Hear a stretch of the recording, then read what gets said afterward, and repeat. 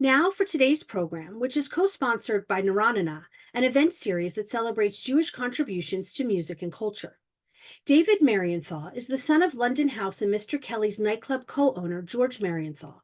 He is the creator and executive producer of the film Live at Mr. Kelly's. David worked closely with the director, editor, and researchers and conducted many of the interviews. The film is enjoying critical acclaim and success at film festivals in the United States as well as internationally. Alison Hinderliter has been in the archival field for over 30 years and is the Lloyd Lewis Curator of Modern Manuscripts and Archives at the Newberry Library in Chicago. In addition to serving as the Newberry Selector for Modern Music, Alison oversees a range of collections related to dance music, literature, journalism, business, Chicago history, and social action. The Newberry Library exhibition, A Night at Mr. Kelly's, runs through July 20th. Joe Alterman is the executive director of Naranana.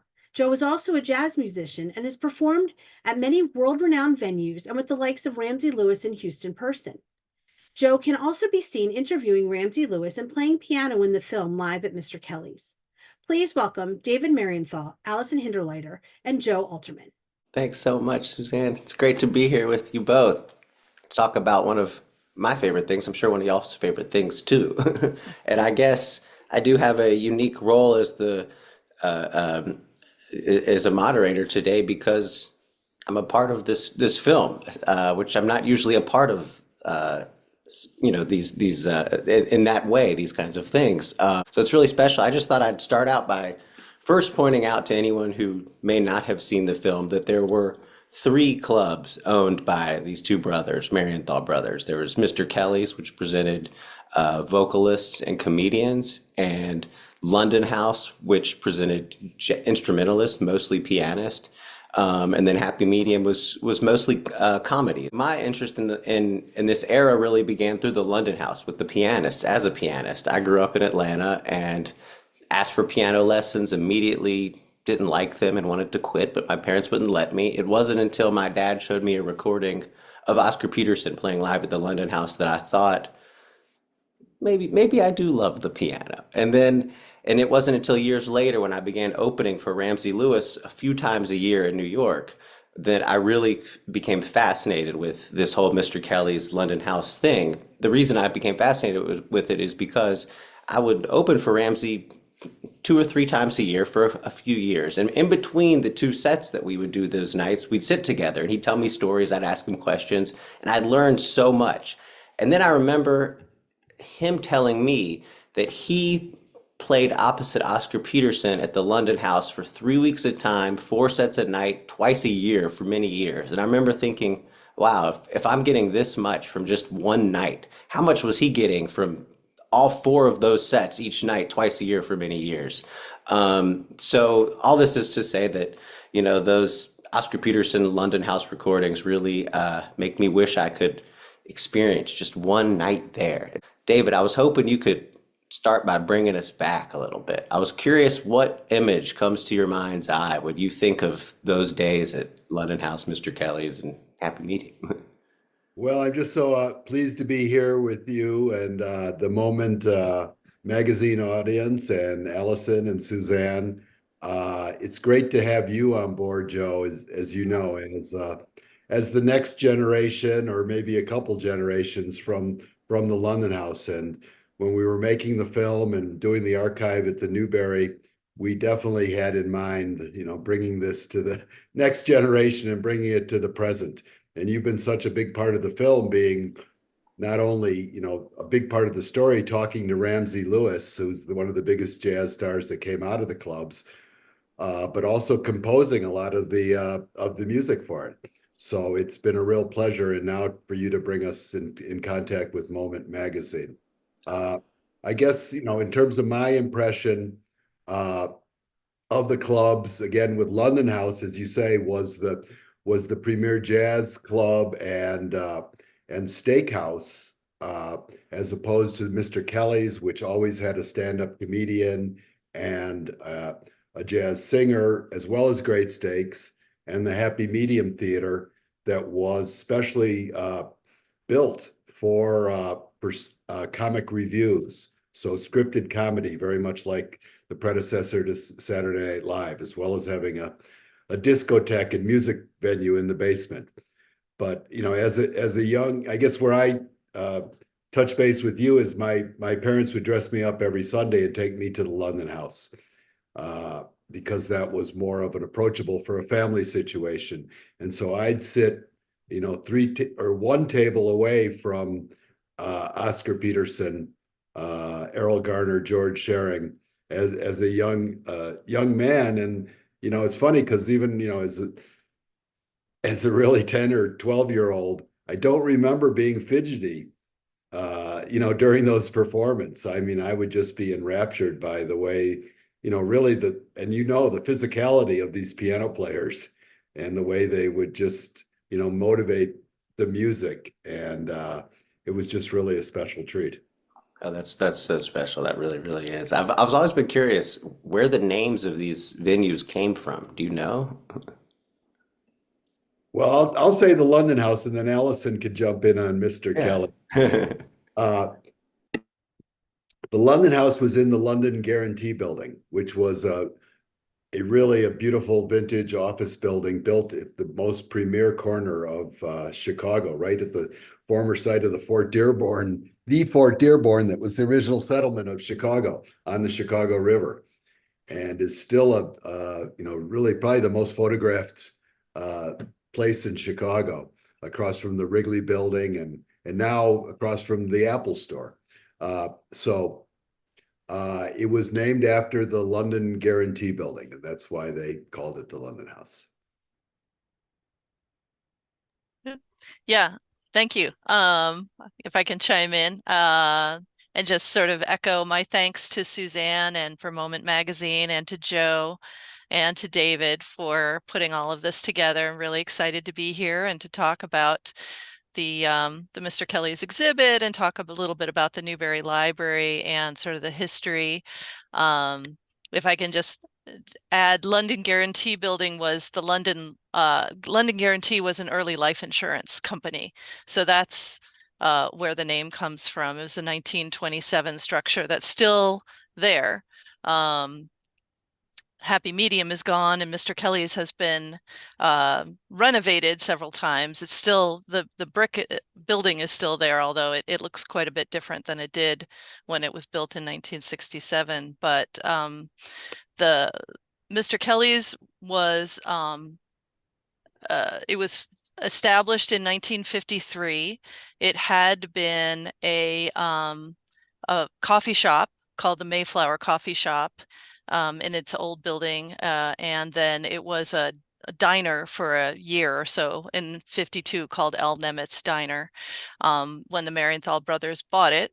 And the Marienthal brothers named it Mr. Kelly's after a manager or a maitre d' who was working there named Pat Kelly. So it was named after an actual person, although we've been told that he was fired soon after the Marienthal brothers bought it. We don't know why, but they decided to stick with the name.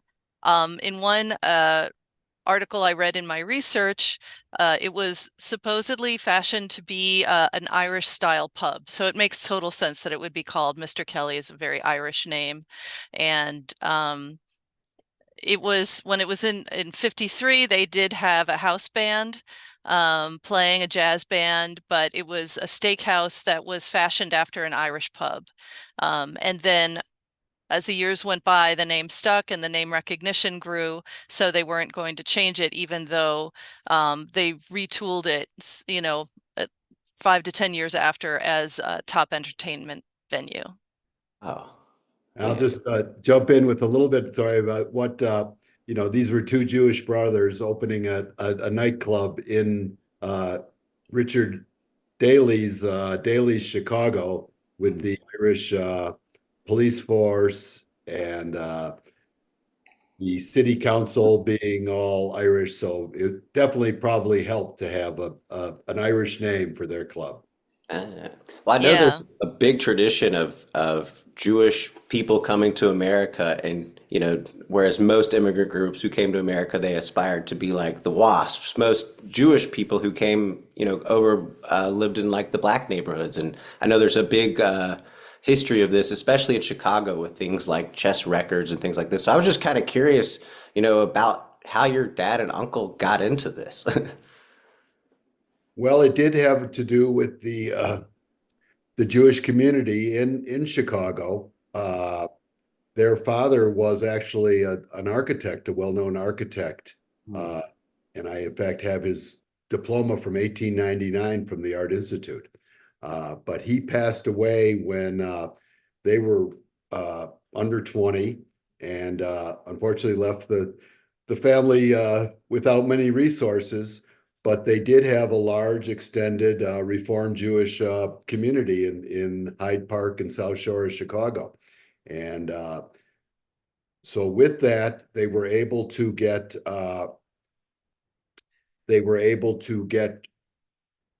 many contacts in terms of their business careers.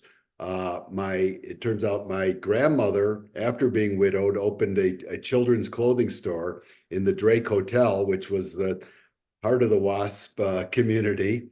And my uncle worked with her there, and she was successful with that. My father went on to be a shoe salesman and then a coffee salesman, which really kind of gave him an insight into the restaurant business, because these coffee salesmen would call on every restaurant in the city, so they really knew what was going on. And it was after the war or during the war when my uncle took over from another family member the coffee shop in the London Guarantee Building, which was then called the Fort Dearborn Grill. And again, with the extended community there, the cousin was going off to war, so Oscar took over the coffee shop. And when my father, who served in the war managing officers' mess, officers' clubs in California, came back, their mother really prevailed on them to go into business together, which I think was another Jewish tradition. And so they created this very successful empire, not without, I'm sure, their family tensions. Oh yeah. No, no, thanks for that. And Allison, I was kind of curious what your introduction to these venues was. I am not a native Chicagoan. I'm originally from the East Coast, so I was not aware of Mr. Kelly's until one day in 2018. I was contacted by David Marienthal, who told me that he was creating a film, a documentary film about his father's and uncle's businesses in Chicago, and he was creating an archive and also creating a lot of oral histories. And would the Newberry Library be interested?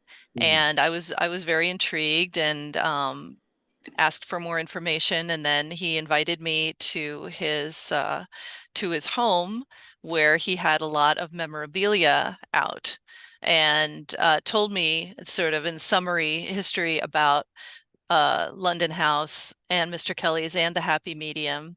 And I was just really blown away because I had no idea that these venues had such, stars of national and international scope, people like Ella Fitzgerald and Barbara Streisand and comedians like Richard Pryor and Bob Newhart. They all played at Kelly's, and then London House had the cream of the crop of jazz pianists and internationally known people. So I was really intrigued, and then I asked where Mr. Kelly's was and found out that it was located just 3 blocks from the Newberry Library in this very neighborhood where I'm sitting right now. And the Newberry Library collects a lot of local history, and you can't get much more local than that.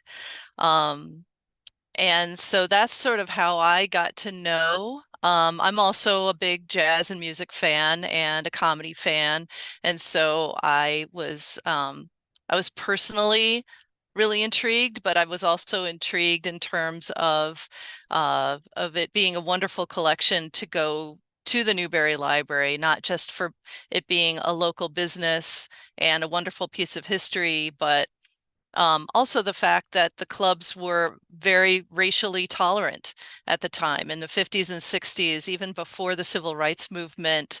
There was a history of inclusion and tolerance, not just in terms of hiring entertainers and treating them fairly and paying them well, but also allowing audiences from every background to come in and enjoy the evening.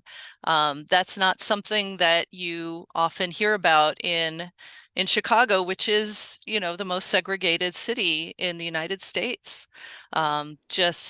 It's really unusual. And another aspect of what Newberry likes to collect is what we call social action. And that is people who are trying to, either through protest or through their actions, to make lives easier for everyone, to improve humanity in a small way. Wow. Where did the social justice thing at the clubs come from? David, was that part of being at home, or Allison, was this happening anywhere else? I don't know where it comes from, really. Well, David, you can speak to sort of your parents and family and where they stood on all of this. Well, I think again, this was the 50s and 60s where it really got started and got rolling. And as Allison said, there was still at that point a lot of segregation, not just in the neighborhoods, but uh, clubs, department stores, businesses, uh, entertainment venues where African Americans were not welcome. And so my father and uncle were coming into this venue, and I really think, again, I don't think they really saw themselves as civil rights crusaders, that they really felt they were, that they believed in treating people fairly in the golden rule. And this Mhm. certainly comes out of the Jewish tradition. And, you spoke to the fact that, the Jews and African Americans were sometimes living close by, certainly on the South Side, working together in a lot of different areas. And so there was a very close kinship, I think, between these communities. And I think, the fact was that there was a lot of places that were, segregated to Jews too, a lot of clubs and the different businesses, banking, where Jews were not welcomed. And so that was one reason, as you all probably know, why Jews did get into entertainment, merchandise, retail, and those type of businesses. Mhm. Uh, so, I was, my family lived in the city, and my father really, believed in treating people fairly and well. And so he welcomed all sorts. The staff was very integrated, and welcoming patrons in the central location in the Loop area Mhm. was very important to him from both a social and, frankly, a business standpoint as well. They were some of the first people to discover, or not discover, to bring these talents from the very vibrant Black entertainment district on the South Side to the North Side.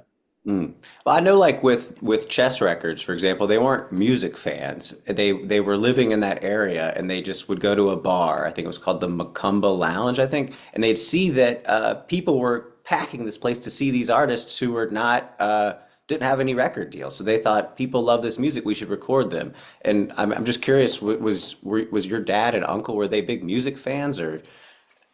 My uncle was really a big music fan. Yes, he Mhm. had uh, was a big jazz fan. He'd been to New York and invested and seen Broadway shows. Mm. Uh, really had a taste for jazz and blues.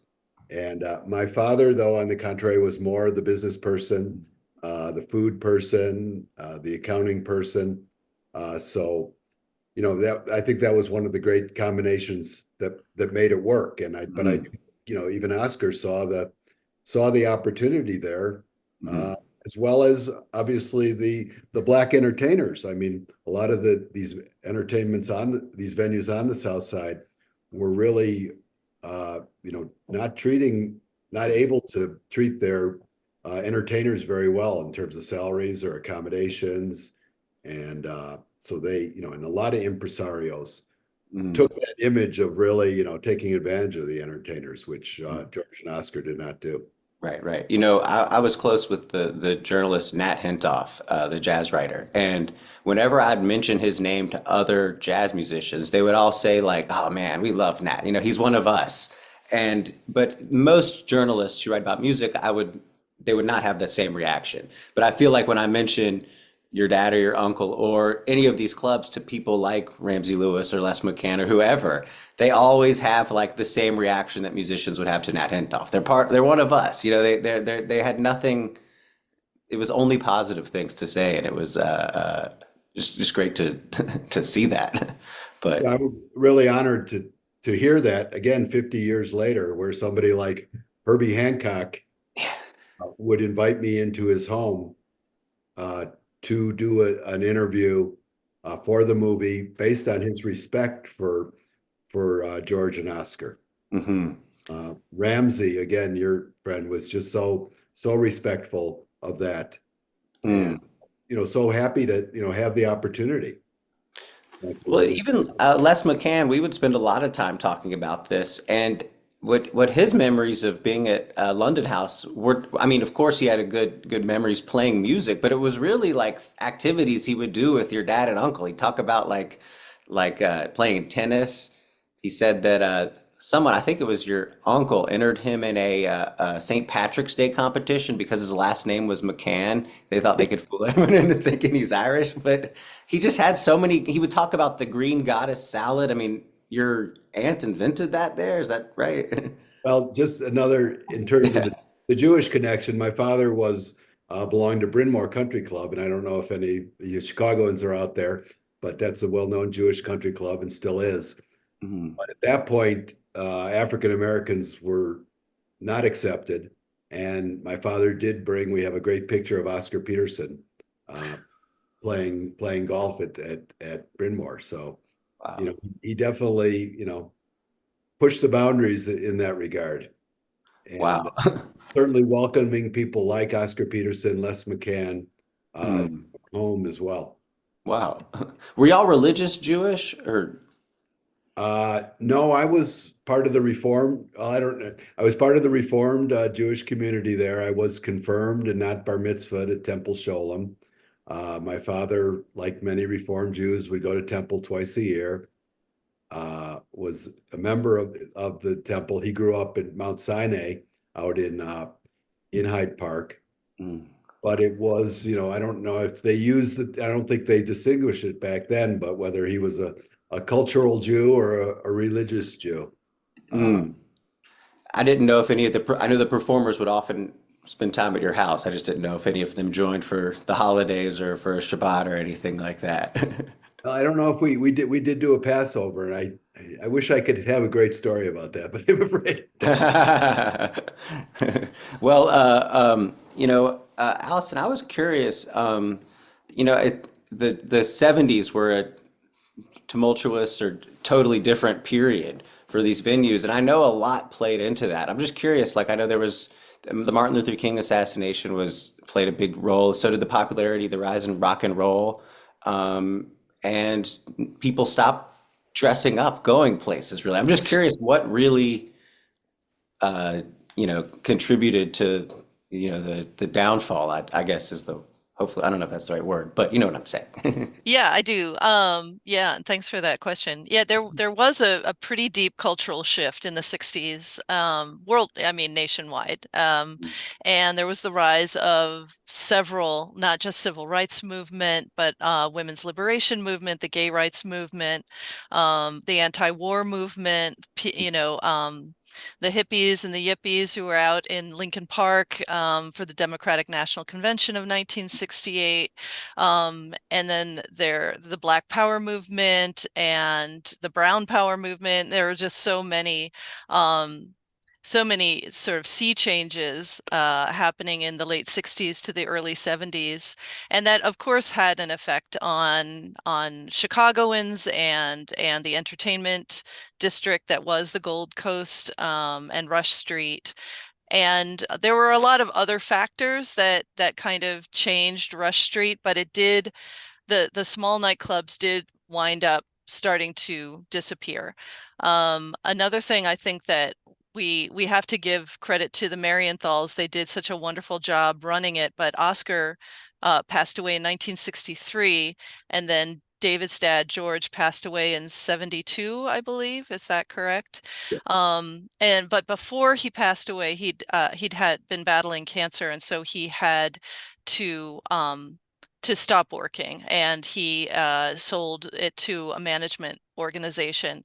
They did not have the same kinds of connections that George Marienthal had, and the same deep connections with all of these entertainers. So I think it was tougher for them to get the same kind of talent, but also the entire entertainment culture had changed. You know, when Mr. Kelly's opened, there were no comedy clubs in the United States. It was only nightclubs.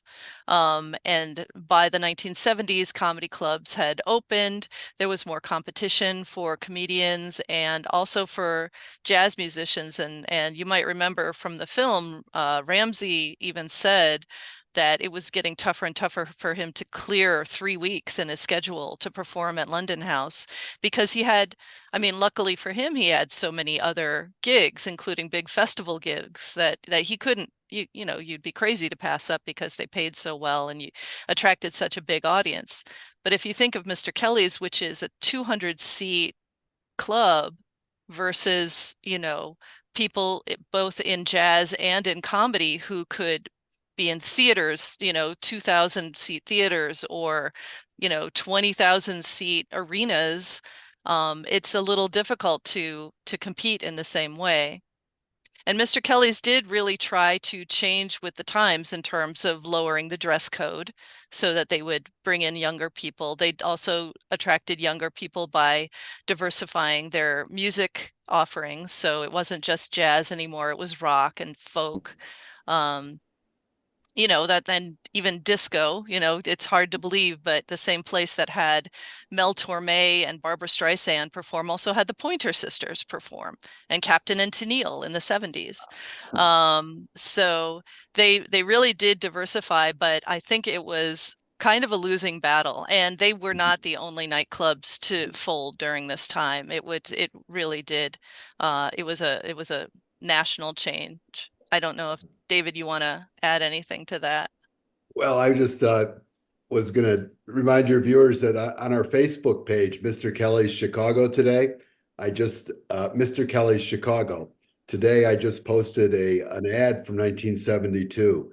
And Joe, I know who featured London House, Monte Alexander, who's celebrating 80 today.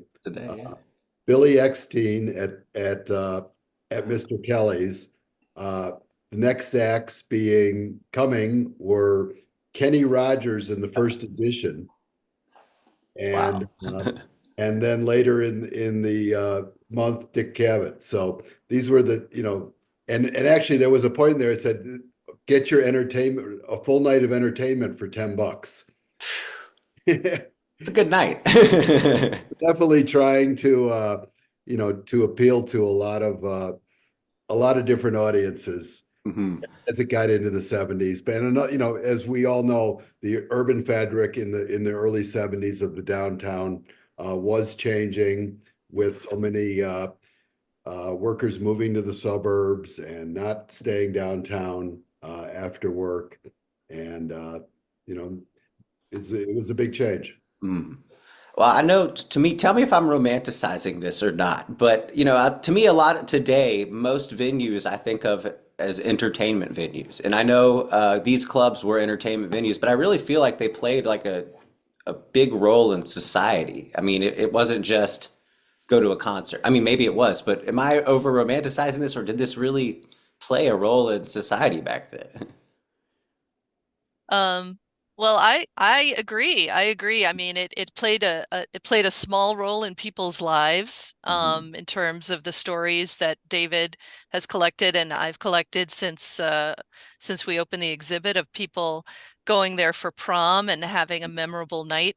You know, imagine going to prom and then afterwards you go to a club and you see Mort Saul do a stand-up set opened, and the opening act is Bette Midler. I mean, come on, that's Wow. crazy. Yeah. But I think also, I think it changed society in a larger way too. And we can't forget that both London House and Mr. Kelly's had state-of-the-art recording equipment Mm. built in.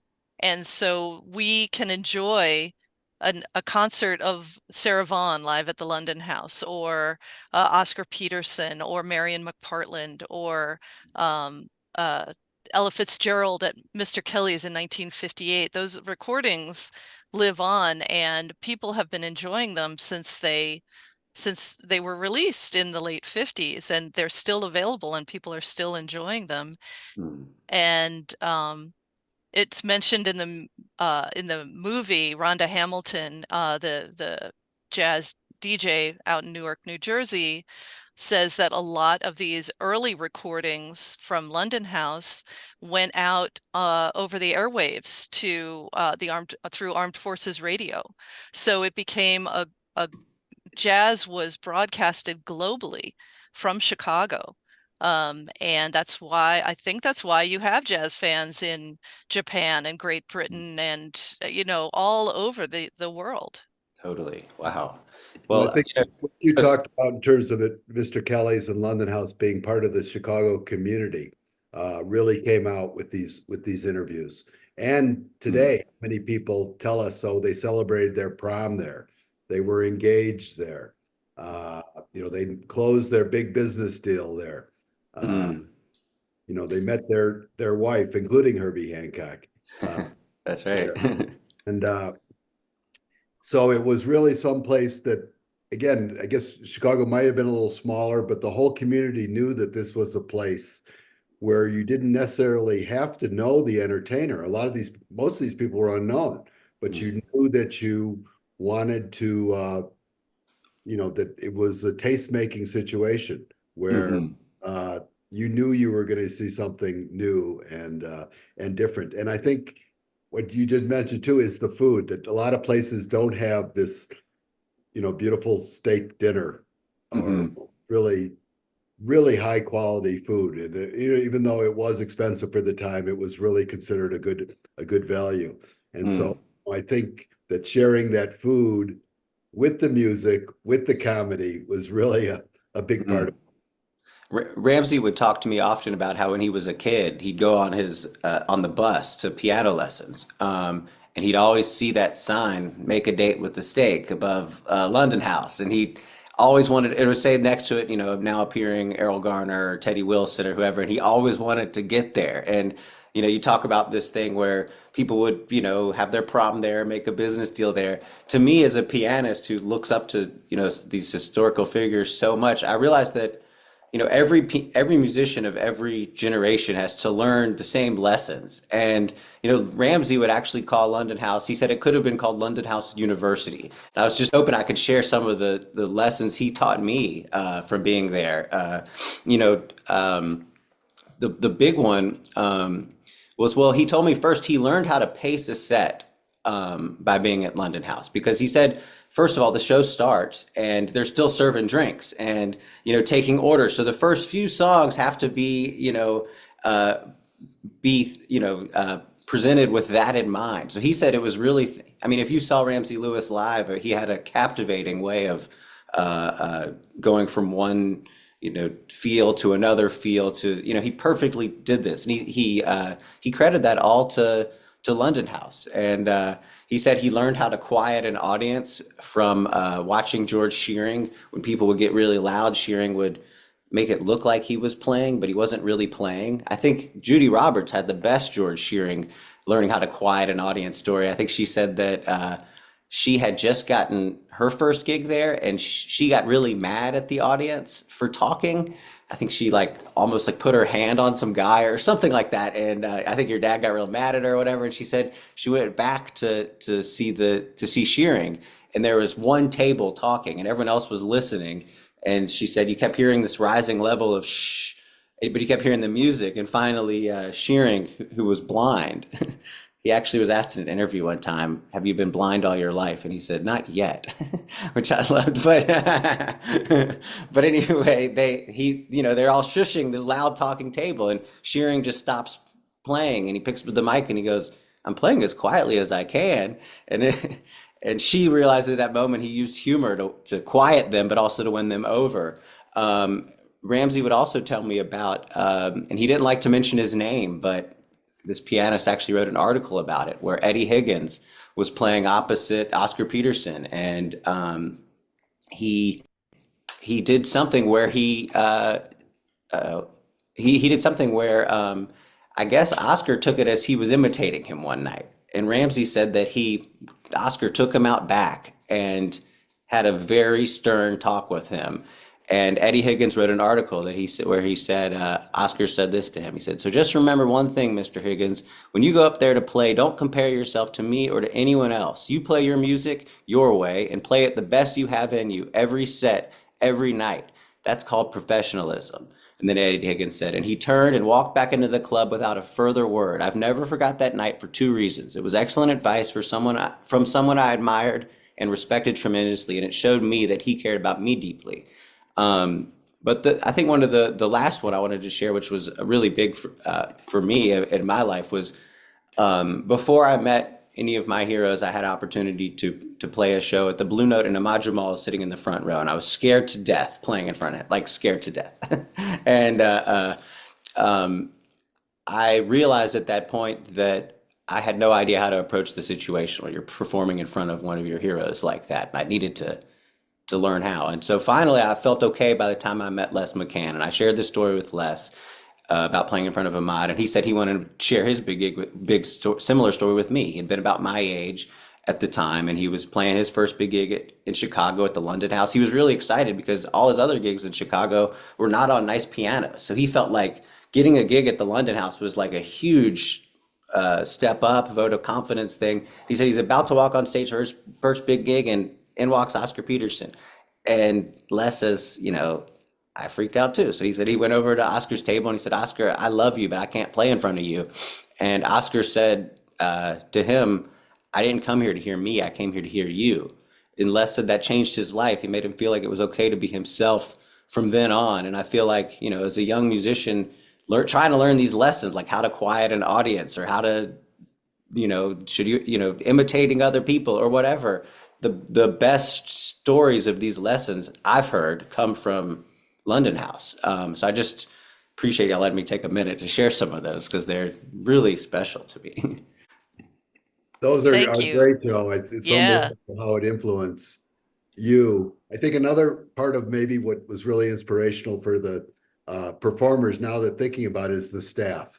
And Mm, we know these performers would be there for 2 and 3 weeks at a time. mm, Of course, they didn't have much else to do when they were in Chicago. Most of them were out of town, so they would, be around a lot. But the staff was such an integral part of their experience, and so mm. supportive, and really appreciating the music, as well as offering them sustenance in terms of food and companionship. And Wow. the fact that George and Oscar did, create this really close knit staff there that were all very privileged to work there. I mean, we had the granddaughter of a woman that made salads there for 20 years come out and just really, still, you know, thank me for, providing a livelihood to her family back then. And, and Wow. that grandmother just loved working there so much. Oh my gosh, that's amazing. And well, I was really curious. I mean, so the venues close, and then a bunch of years pass, and the film gets made. I was just curious, like, how did the film come about? Well, you and Alison both are obviously very big history aficionados, to say the least. I was not so aware of history, but when I think it was really when, and of course I'd always knew that this was very special and thought about doing a coffee table book or something. But my father again passed away 50 years ago, and I went on without my life, and in some ways my mother did too. She was remarried twice, and we didn't really talk about it as much as you would think. But was really when she passed away over 10 years ago now, where and then a lot of our family friends, when I just realized that, unless somebody did something about this and recorded it, it would just go away. Mhm. And, so I've been very honored to, see that Mr. Kelly's and London House and Happy Medium still live on because of our efforts, both Mm. guys and me and the film. And, it is bringing a lot of pleasure to a lot of people to share the film and to go to the exhibit at the Newberry Library, which those of you in Chicago or near Chicago should make sure and catch before July 21st, where they recreate A Night at Mr. Kelly's in the library. Are there Yeah, any? Oh, I can sorry. just add, thanks, Joe. Yeah. I think the timing couldn't be better because from our standpoint, people can watch the film and get acquainted or reacquainted, and then if they come to the exhibit, they can leave their memories with us. So we're at a time when people who are in the neighborhood or who are visiting and they have gone to these venues and they remember them. So it's a unique opportunity for us to both document the history, but also keep the collection growing with people's memories and sometimes memorabilia. Just the other day, we had a public program and a woman came up and very generously donated a souvenir matchbook, a Mr. Kelly's matchbook, and she opened it up and it had been autographed by Freddie Prinze, the comic What? who appeared there and recorded a live album there.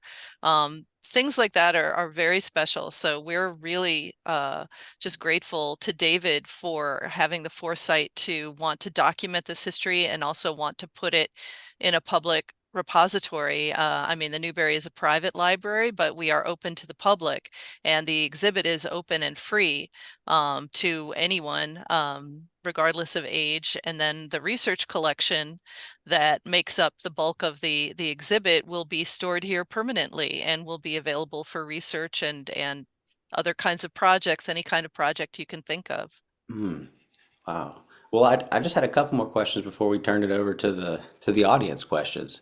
But Allison, I was just curious. Isn't Mr. Kelly's where Gibson's Steakhouse is now?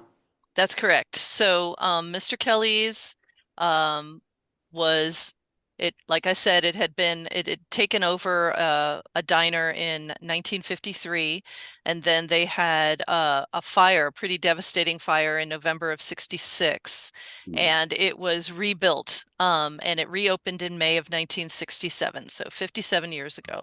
Wow. And the foundation of that building is a brick mid-century building, is now Gibson's, although Oh, I they see. did quite a bit of renovation. But yeah, it's So Gibson it's not the same Steakhouse. building at all. Yeah. Well, I mean, it is the same sort of foundation, and you can see, I was just there yesterday, having a toast with some friends, and I pointed out where the stage used to be. It used to be a wall, now it's just windows, Oh, wow. because they've got some alfresco dining there. So they Oh, did renovate it, but you can still see the bones. that's great. Well, I've always been It- curious. It's interesting that it's still one of the most active. It is one of the most active nightlife corners in the city. Mhm. With reinvention of clubs and restaurants on all three corners. It's wild. I was curious if I don't know if each of you have like David, if you have some surprising or really exciting moments from filming the movie, or if Allison, you have some like great surprises from being acquainted with the archival pieces. I just didn't know if there was any of that. I was curious. I've got one. Can I go and then you Of go, course. David? Sure. Okay. Um, well, when we acquired the collection from David in 2021, there was a big write-up in the Chicago Tribune by a veteran journalist there named Rick Cogan, and he did a wonderful piece, and he included some photographs, including a photograph of Barbara Streisand sitting outside of Mr. Kelly's on a fire hydrant with people in the background.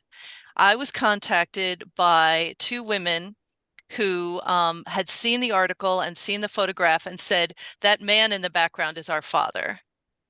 And the father wound up being a man named Sam Lesner, And Sam was the entertainment reporter for the Chicago Daily News. He covered the nightlife and theater and movie cultural pages for over 40 years at the Chicago Daily News. He covered Mr. Kelly's the day it opened and the day it closed. So long career.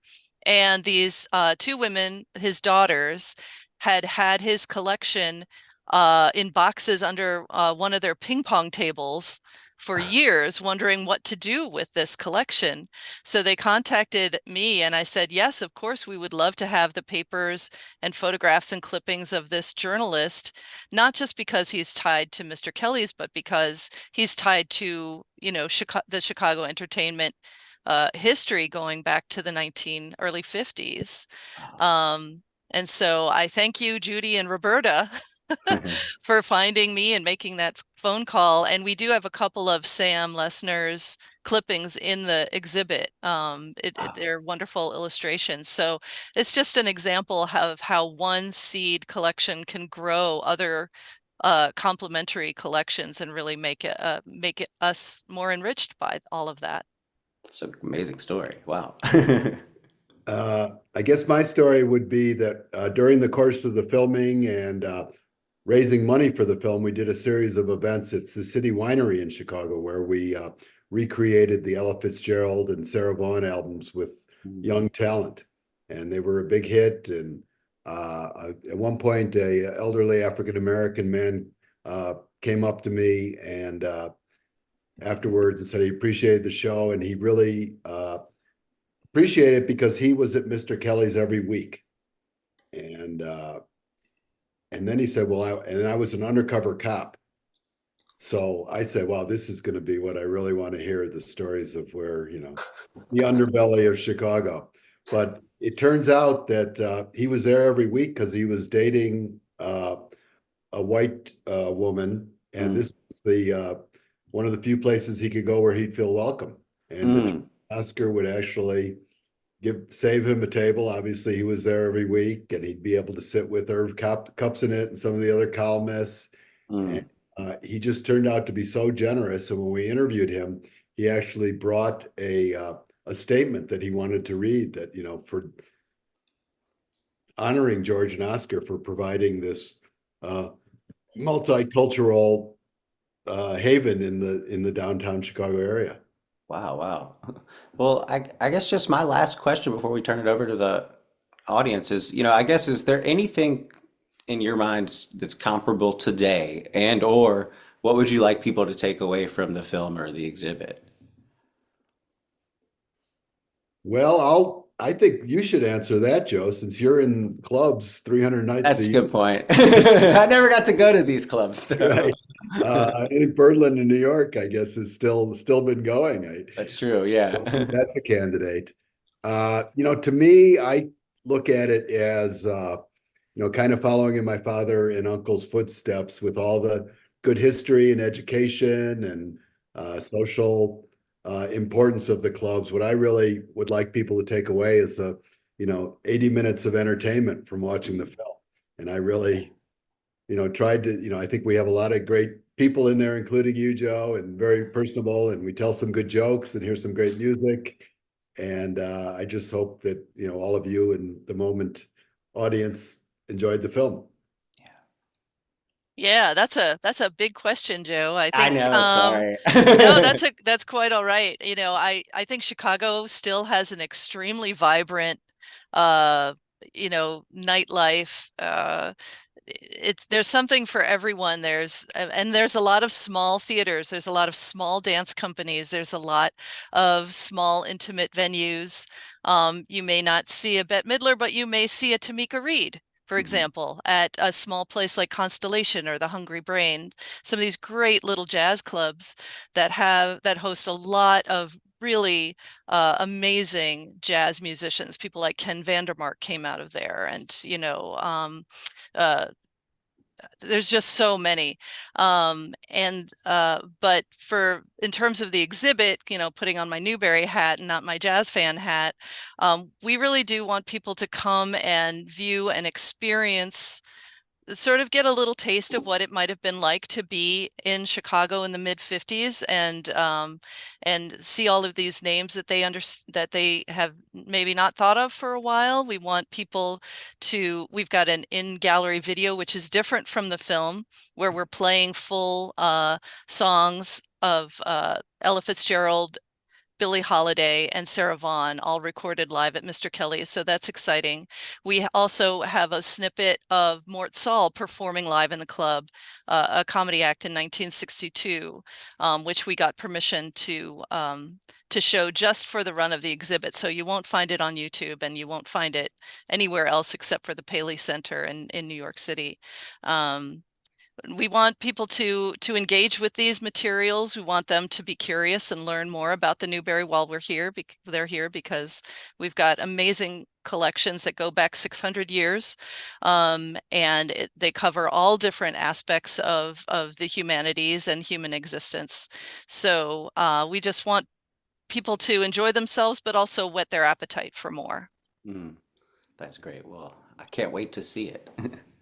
And I'll be glad to give you a tour. I can't wait. Yes, and I just wanted to throw in one last thing as someone who really, is fascinated by these venues, is that there's a lot of jazz that appeals more to musicians than regular people these days. And Ramsey was very would always talk to me. He'd just talk to anyone who would listen to him and all these greats who played at London House. They would always speak about how the people who came to London House were not musicians. For them, they were people. He would say he'd see postmen and teachers, and they were spending their hard-earned money to be there, and he had to entertain them.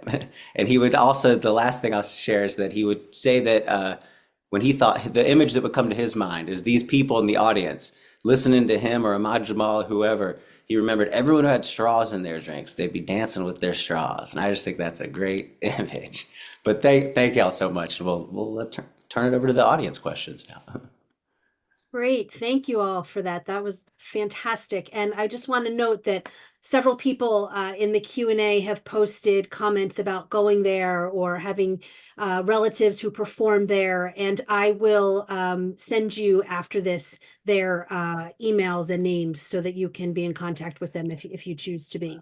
I wanted to add one other lesson. Alison, you were talking about your story of the picture and somebody being in touch with you. I think another lesson of this whole film is for people who have boxes under their ping pong tables and behind their sofas, that there may be something really in there worthwhile, and not just to get rid of them, and contact local libraries and museums and see, maybe it's nothing, but nobody knows all the different treasures that they have lurking in their basements.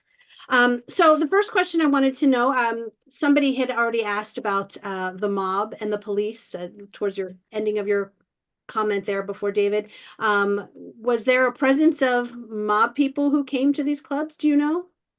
Well, there was certainly a presence of mob people, where we do have, stories of managers saying that Sam Giancana was at the front row on every opening night. We had heard that, the mob, one of the reasons the mob didn't get involved with the Marienthal brothers, to a great extent, I should say, qualify that, was because the Marienthal brothers could run these clubs so much better than any of the mob run clubs on Rush Street. And so they definitely took advantage of that. Mm-hmm. And were there. Somebody wanted to know, I don't know if you know this or not. So many of the performers were unknowns, and the majority of them became big superstars. How was it that your dad and uncle knew who to pick to come to the club? How did they go about that? Well, I guess, if you, arcing back to the film, if you remember the part with Arlene Rothberg, who was handpicked by my uncle to choose the talent, and then when he died, ended up taking over that. She just gave him a real formula for, you like it, why do you like it, where do you think this entertainer is going to go, and really looked for for cutting edge people in New York and LA on Johnny Carson. And I guess I will have to remind you that I don't know if a majority of the people went on. We have some interviews in our archive with entertainers that went on to be real estate agents and factory operators and housewives too. So it wasn't, there were hit and misses, but I'm sure that they were equally as good. But Barbara Streisand was a complete unknown at that time, right? That was her. Well, she had performed on Broadway in Funny Girl, so Oh, she oh. was known, but yeah, this was her debut in the Midwest. Um, but yeah, word didn't travel as fast as it does now. So people were excited to see her, but they may not have, seen her in person yet. They may not have been able to go to New York and see her in Funny Girl before then. Someone from the audience wrote in and said that their friend's husband is the one who produced the Streisand album that was mentioned in the film. Oh, and that's People. Yeah. Yeah, it's a big one. Amazing. Yeah. And Wonderful. Did the brothers feel a certain kinship to Jewish performers and want to give them opportunities that they might not have had elsewhere? I think it was the cultural connection was certainly there. But again, at that point, I guess again, I guess it was Arlene Rothberg, or no, Dick Cavett said, she was talking about Dick Cavett and finding Dick Cavett and saying, well, here she found this great comedian, and he wasn't even Jewish. So I think the Jewish stand-up connection was going strong, all the way from the Borscht Belt for you East Coasters. Was there anyone that your father or your uncle wanted to have at the club but was never able to book?